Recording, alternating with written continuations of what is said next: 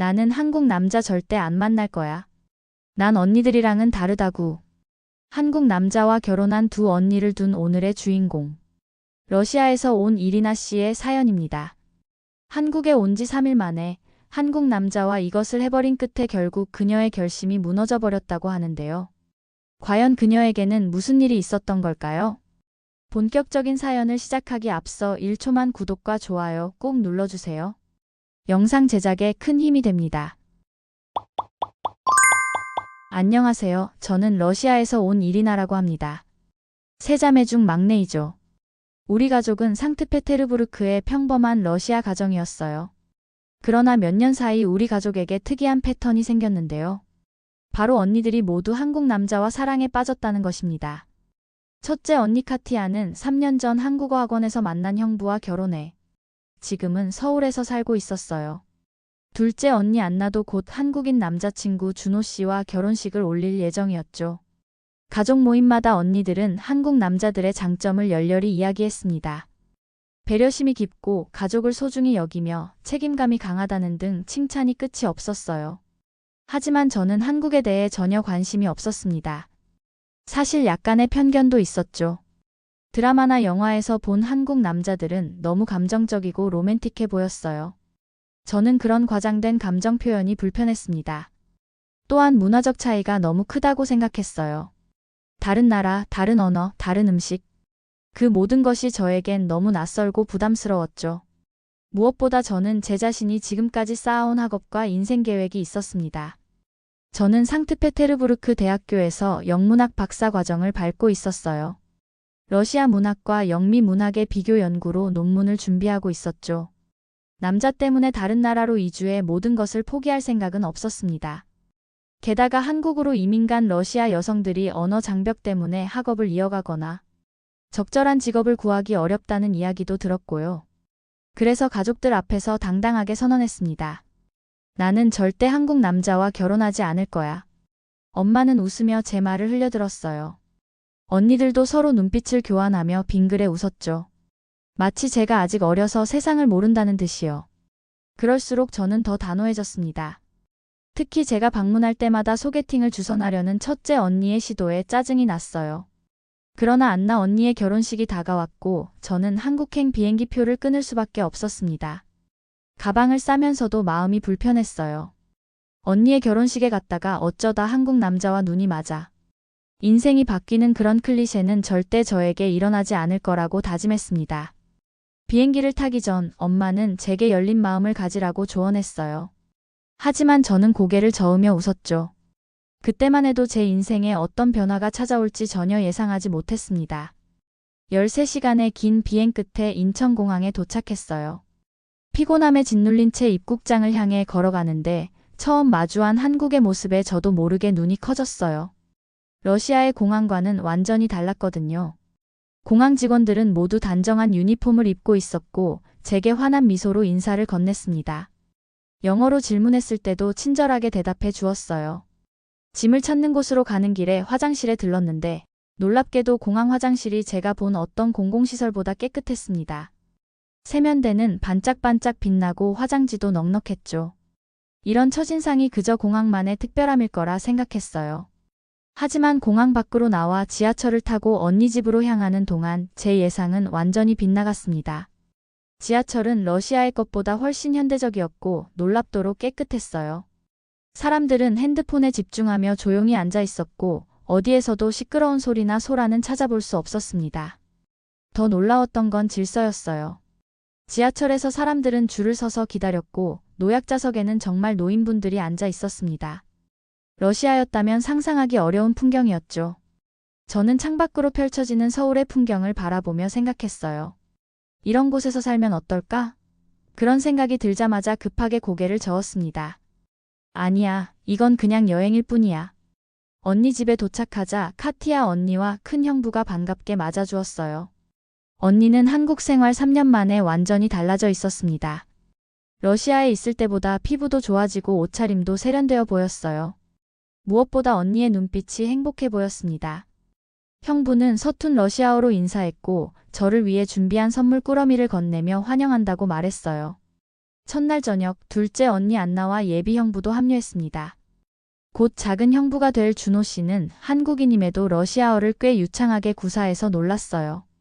안나 언니가 가르쳐준 거라며 웃었죠. 준호 씨는 자신과 안나 언니가 어떻게 만났는지, 어떻게 사랑에 빠졌는지 수줍게 이야기했어요. 그의 이야기에는 언니를 향한 존중과 사랑이 가득했습니다. 식사를 마친 후 큰 형부는 내일 결혼식 리허설에 참석할 사람들을 소개해주고 싶다며 제안했어요. 그 중에는 형부의 가장 친한 친구인 도윤 씨도 있다고 했습니다. 언니들이 저를 흘끔거리며 웃자 저는 얼굴을 찌푸렸어요. 또 소개팅을 주선하려는 눈치였습니다. 그날 밤 침대에 누워 생각했어요. 한국은 제가 생각했던 것보다 훨씬 매력적인 나라였습니다. 깔끔한 거리, 질서 있는 사회, 발전된 도시. 그리고 큰 형부와 준호 씨를 보니 한국 남자들에 대한 편견도 조금은 깨졌어요. 하지만 제 결론은 여전히 같았습니다. 한국은 여행하기 좋은 곳이지만 여기서 살고 싶지는 않았어요. 그리고 한국 남자와 사랑에 빠질 일은 없을 거라고 확신했죠. 다음날 아침 전화벨 소리에 잠에서 깼습니다. 형부의 친구인 도윤 씨가 우리를 태우러 온다는 소식이었어요. 왠지 모르게 가슴이 두근거렸습니다. 그때만 해도 그것이 설렘인지 아니면 그저 낯선 나라에 대한 흥분인지 구분하지 못했어요. 아침 준비를 마치고 현관문을 열자마자 저는 그와 마주쳤습니다. 큰 형부의 친구라는 도윤 씨였어요. 첫인상은 솔직히 예상 밖이었습니다. 키가 꽤 크고 단정한 차림새의 그는 마치 잡지에서 튀어나온 듯한 느낌이었어요.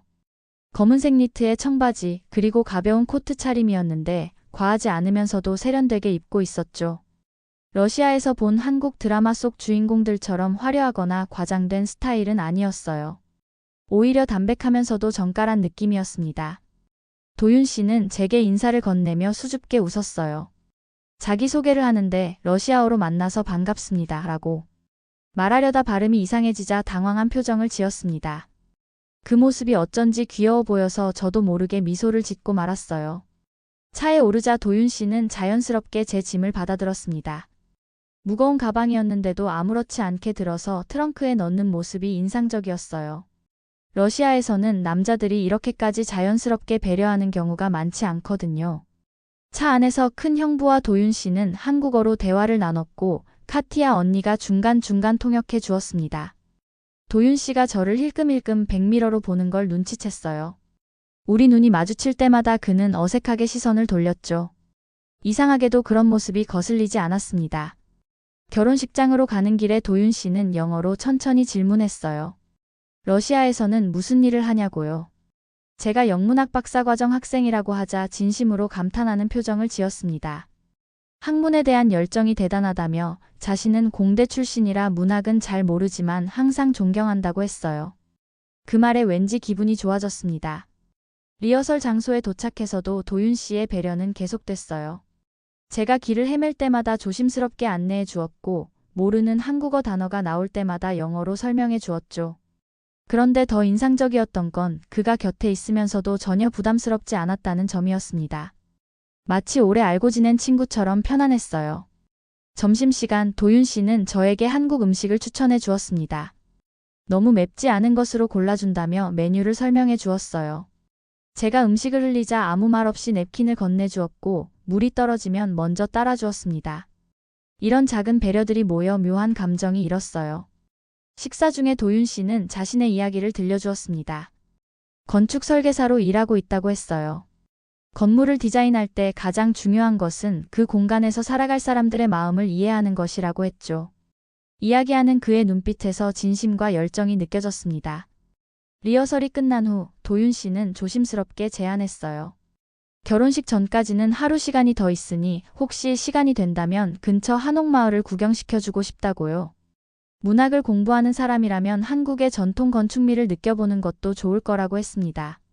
순간 망설였어요. 이건 분명 데이트 신청이었으니까요. 그날 저녁 숙소로 돌아오는 차 안에서 도윤 씨는 제게 작은 종이봉투를 건넸어요. 안에는 예쁜 책갈피가 들어있었습니다. 오늘 지나간 서점에서 문학 전공자인 제게 어울릴 것 같아 샀다고 했어요. 그 작은 선물이 가슴을 따뜻하게 만들었습니다. 침대에 누워 책갈피를 물끄러미 바라보았어요. 도윤 씨의 자상한 배려, 진중한 대화, 그리고 따뜻한 미소가 계속 떠올랐습니다. 아니야, 이건 그냥 한국 남자들의 일반적인 친절함일 뿐이라고 스스로를 다독였어요. 하지만 내심 내일 한옥마을 구경이 기대되는 제 마음을 숨길 수 없었습니다. 다음 날 아침 도윤 씨의 문자가 왔습니다. 평소라면 한국 남자와 단둘이 데이트라는 상황을 피했겠지만 이상하게도 저는 서둘러 준비를 시작했습니다. 옷장 앞에서 평소보다 오래 고민했던 것 같아요. 결국 단정하면서도 예쁜 원피스를 골랐죠. 로비에 내려가자 도윤 씨가 먼저 와 있었습니다. 저를 보자마자 환하게 웃으며 인사했어요. 오늘의 일정을 설명해 주었는데 한옥마을 관람 후 전통 찻집에 들르고 점심은 한식당에서 먹을 예정이라고 했습니다. 모든 일정을 세심하게 계획해온 모습이 인상적이었어요. 한옥마을로 향하는 길에 도윤 씨는 한국의 역사와 건축에 대해 이야기해 주었습니다. 건축가의 눈으로 바라본 한옥의 아름다움을 설명하는 모습에서 진심 어린 열정이 느껴졌어요. 러시아 문학을 전공한 제게 한국 문학과의 비교점을 물어보기도 했죠. 그동안 만난 어떤 사람보다 제 이야기에 귀 기울이는 모습이 좋았습니다. 한옥마을에 도착해 좁은 골목길을 걸었어요. 도윤 씨는 리듬감 있게 발을 옮기는 제 모습을 보고 웃으며 제가 마치 이곳에 오래 살았던 사람 같다고 했습니다. 그 말에 웃었지만 정말 이상하게도 이 낯선 공간이 편안하게 느껴졌어요. 전통 기와지붕 아래 자리한 찻집에서 우리는 전통차를 마셨습니다. 제가 고른 오미자사에 대해 도윤 씨는 피로 회복과 목 건강에 좋다고 알려주었죠. 제가 맛있게 마시는 모습을 보며 기뻐하는 그의 표정이 왠지 가슴을 따뜻하게 했습니다. 찻집 주인과 한국어로 대화하는 도윤 씨의 모습은 존중과 예의가 가득했어요. 서비스직 종사자를 대하는 태도만으로도 그의 인성을 엿볼 수 있었습니다. 점심때가 되어 도윤 씨가 예약해둔 한식당으로 향했어요. 도윤 씨는 저를 위해 덜 매운 한식 코스를 주문했죠. 음식이 나올 때마다 영어와 손짓을 섞어가며 설명해 주었고 제가 불편함 없이 식사할 수 있도록 세심하게 배려했습니다. 식사 중에 도윤 씨는 문득 물었어요. 왜 한국 남자들과 결혼하지 않겠다고 마음을 정했는지 궁금하다고요.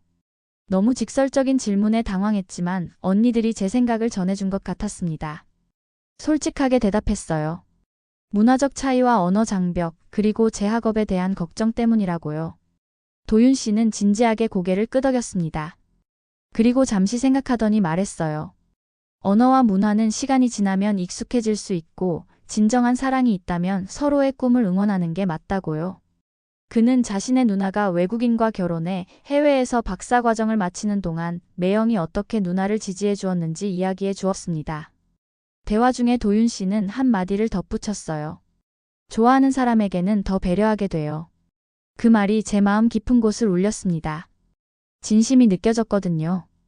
도윤 씨의 배려가 단순한 예의가 아니라 특별한 감정에서 비롯된 것일지도 모른다는 생각이 들자 가슴이 두근거렸어요. 그리고 우리는 결혼식 준비 때문에 아쉽게 헤어져야 했습니다. 돌아가는 차 안에서 도윤 씨는 내일 결혼식 후에 한강을 구경하는 건 어떤지 조심스레 물었어요. 평소 같았으면 안 된다고 했을 텐데 이상하게도 망설임 없이 고개를 끄덕였습니다. 숙소로 돌아와 창밖을 바라보며 생각했어요. 하루 만에 한국에 대한 그리고 한국 남자에 대한 제 인식이 이렇게 바뀔 수 있다니 놀라웠습니다. 그리고 더 놀라운 건 제 마음속에 조금씩 피어나는 따뜻한 감정이었어요. 안나 언니의 결혼식은 아름다웠습니다. 한국식과 러시아식이 조화롭게 어우러진 예식이었어요. 준호 씨가 러시아어로 서툴게 작성한 서약을 읽을 때 참석한 모든 사람들의 눈시울이 붉어졌습니다. 그 순간 문득 도윤 씨를 바라보게 되었어요. 그도 감동한 표정으로 저를 바라보고 있었죠. 우리의 시선이 마주쳤을 때 이상한 전율이 느껴졌습니다. 결혼식이 끝나고 피로 연장해서 도윤 씨는 제 옆자리에 앉았어요. 그는 행사 내내 영어와 한국어를 섞어가며 식순을 설명해 주었고 낯선 한국 음식들을 먹는 방법도 알려주었습니다. 친척들이나 다른 손님들이 한국어로 질문할 때면 바로 통역해 주었죠.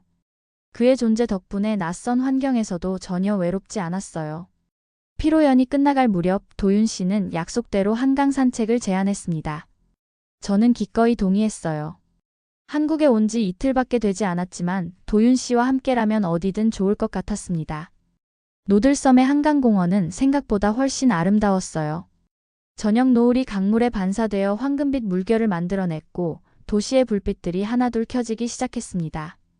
벤치에 앉아 도윤 씨와 이야기를 나누는데 시간이 어떻게 가는지 몰랐어요. 도윤 씨는 자신의 꿈에 대해 이야기했습니다. 단순히 아름다운 건물을 설계하는 것이 아니라 그 안에서 사람들이 행복하게 살아갈 수 있는 공간을 만들고 싶다고 했어요.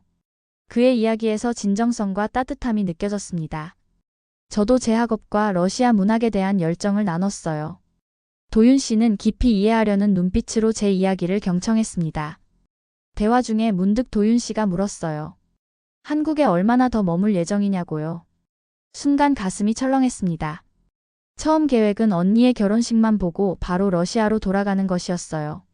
항공권도 그렇게 예약해 두었고요. 하지만 그 순간 저는 더 오래 머물고 싶다는 생각이 들었습니다. 제 망설임을 눈치챘는지 도윤 씨는 조심스럽게 제안했어요.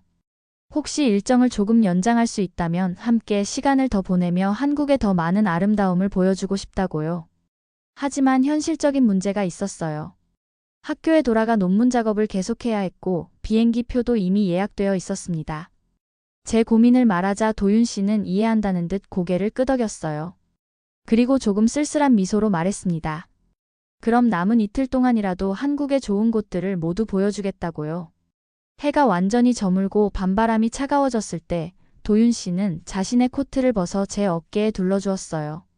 그 순간의 따스함이 단순히 코트 때문만은 아니라는 걸 알았습니다. 함께 걸어가는 내내 마음속에서는 복잡한 감정들이 소용돌이쳤어요. 불과 며칠 전만 해도 절대 한국 남자와 사랑에 빠지지 않겠다고 다짐했던 제가 이제는 한국을 떠나는 것을 두려워하고 있었으니까요. 숙소에 도착해 작별 인사를 나눌 때 도윤 씨는 제 손을 잡았어요. 따뜻하고 단단한 그의 손길에 가슴이 뛰었습니다. 그는 내일 만날 시간을 약속하고 떠났어요. 방으로 돌아와 창밖의 서울 야경을 바라보았습니다. 불과 3일 전 러시아를 떠날 때만 해도 한국은 그저 잠시 방문할 낯선 나라였어요. 그리고 한국 남자는 제 인생의 선택지에 없었죠. 하지만 지금 모든 것이 달라졌습니다. 한국의 거리, 음식, 문화. 그리고 무엇보다 도윤 씨가 제 마음속에 자리 잡았어요. 휴대폰을 집어들어 항공사 웹사이트를 열었습니다. 귀국 일정을 변경할 수 있는지 확인하고 싶었어요. 화면을 보면서 생각했습니다. 어쩌면 인생의 가장 중요한 결정이 될지도 모르겠다고요. 아침에 눈을 떴을 때 창밖으로 보이는 서울의 풍경이 어제와는 다르게 느껴졌습니다. 한강의 물결, 빽빽한 빌딩 수, 그리고 아침 햇살에 반짝이는 도시의 모습이 이제는 친숙하게 다가왔어요. 침대에서 몸을 일으키며 생각했습니다. 어쩌면 이곳에서의 삶도 나쁘지 않을지도 모른다고요. 휴대폰을 확인하자 도윤 씨의 메시지가 와 있었어요. 잘 주무셨어요? 오늘도 같이 한강 갈래요? 라는 간단한 문장이었지만 가슴이 설렜습니다. 그리고 이어진 메시지에는 따뜻하게 입고 나오세요. 오늘은 바람이 조금 불 것 같아요. 라는 다정한 당부가 덧붙여져 있었어요. 도윤 씨의 메시지를 읽고 또 읽으며 미소 지었습니다. 지금까지 만났던 러시아 남자들은 이런 작은 배려를 보여준 적이 없었어요. 그저 데이트 시간과 장소만 알려줄 뿐 날씨를 걱정하거나 옷차림을 챙겨주지 않았죠. 도윤 씨의 이런 세심한 배려가 낯설면서도 따뜻하게 느껴졌습니다. 아침 식사를 하며 카티아 언니에게 오늘 일정을 말했어요. 언니는 의미심장한 미소를 지었습니다. 제 표정이 달라졌다고 도윤 씨를 만날 때마다 눈빛이 반짝인다고 했어요. 부끄러워 얼굴이 붉어졌지만 언니의 말이 틀리지 않다는 걸 알았습니다. 도윤 씨를 만나기 위해 옷을 고르는 동안 문득 제 마음의 변화를 깨달았어요. 불과 4일 전 인천공항에 도착했을 때만 해도 한국은 잠시 들렀다 갈 타국이었고 한국 남자는 제 선택지에 없었습니다. 그런데 지금은 항공권 변경을 알아보고 한국에 더 머물 방법을 찾고 있었어요. 거울 앞에 서서 생각했습니다. 무엇이 저를 이렇게 변화시켰을까요? 깔끔한 거리와 친절한 사람들, 풍부한 문화와 역사. 그리고 도윤 씨의 따뜻한 미소와 배려. 모든 것이 복합적으로 작용했지만 가장 큰 이유는 역시 도윤 씨였어요. 그의 모든 말과 행동에서 느껴지는 진심이 제 마음을 움직였습니다. 준비를 마치고 로비로 내려가자 도윤 씨가 이미 와서 기다리고 있었어요. 그는 저를 보자마자 환하게 웃었습니다. 손에는 작은 꽃다발을 들고 있었어요. 수줍게 건네며 말했습니다. 오늘 특별한 날이라고요. 꽃다발을 받으며 물었어요. 무슨 특별한 날인지요? 도윤 씨는 미소 지으며 대답했습니다. 제가 한국에 온 지 정확히 4일째이고 둘이서 처음 만난 지 3일째라고요. 그리고 무엇보다 오늘 저에게 중요한 말을 하기로 결심한 날이라고 했어요. 그 말에 가슴이 두근거렸습니다. 함께 차에 오르자 도윤 씨는 계획이 조금 바뀌었다고 했어요. 한강도 좋지만 제가 문학을 좋아한다는 것을 기억하고 서울의 아름다운 도서관과 북카페를 먼저 보여주고 싶다고 했습니다. 제 관심사를 기억하고 반영해주는 그의 배려에 또 한 번 감동했어요. 차 안에서 도윤 씨는 문득 물었습니다. 제 귀국 일정에 대해서요. 솔직하게 말했어요. 어젯밤 항공권 변경을 알아봤다고요. 그 말에 도윤 씨의 눈빛이 환하게 빛났습니다. 그는 기쁨을 감추지 못하며 말했어요. 오늘 저녁에 하려던 말을 지금 해도 되겠냐고요. 제 대답을 기다리지도 않고 도윤 씨는 진심을 털어놓았습니다. 처음 만난 순간부터 저에게 특별한 감정을 느꼈다고요. 단순히 외모가 아니라 재지적인 대화와 문학에 대한 열정, 그리고 새로운 문화에 열린 마음이 좋았다고 했어요. 도윤 씨는 이런 감정이 사랑의 시작인 것 같다며 저와 더 많은 시간을 보내고 싶다고 말했습니다. 갑작스러운 고백에 당황했지만 이상하게도 마음은 평온했어요. 마치 이미 알고 있었던 사실을 들은 것처럼요. 제 침묵이 길어지자 도윤 씨는 불안한 표정을 지었습니다. 그때 제가 미소 지으며 대답했어요. 저도 비슷한 감정을 느끼고 있다고요. 그 순간 도윤 씨의 얼굴에 번진 행복한 표정을 잊을 수 없을 것 같습니다. 그는 조심스럽게 제 손을 잡았고 따스한 온기가 전해졌어요. 서울의 아침 햇살이 우리를 비추는 가운데 새로운 가능성이 열리는 느낌이었습니다. 차 창밖으로 한강이 보였어요. 고요하게 흐르는 강물처럼 제 마음도 이제는 평온했습니다. 러시아에 돌아가 학업을 마치고 그 후에 어떤 선택을 할지는 아직 모르겠지만 한 가지는 확실했어요. 이곳에서 만난 도윤 씨와의 인연은 제 삶에 특별한 의미로 남을 거라는 것입니다. 이제야 이해할 수 있었어요. 왜 언니들이 한국 남자들과 사랑에 빠졌는지, 왜 이 나라에 정착하기로 결심했는지. 그것은 단순히 경제적 이유나 환경적 이점 때문만이 아니었습니다. 한국 남성들의 세심한 배려, 따뜻한 마음, 그리고 진실된 사랑이 그 이유였어요. 차가 도서관으로 향하는 동안 문득 웃음이 나왔습니다. 출발 전 러시아에서 당당히 외쳤던 말이 떠올랐거든요. 나는 절대 한국 남자와 결혼하지 않을 거야. 그런데 지금 제 마음은 완전히 달라져 있었습니다. 인생은 참 예측할 수 없는 여행이라는 생각이 들었어요. 그리고 이 여행의 다음 챕터가 기대되기 시작했습니다.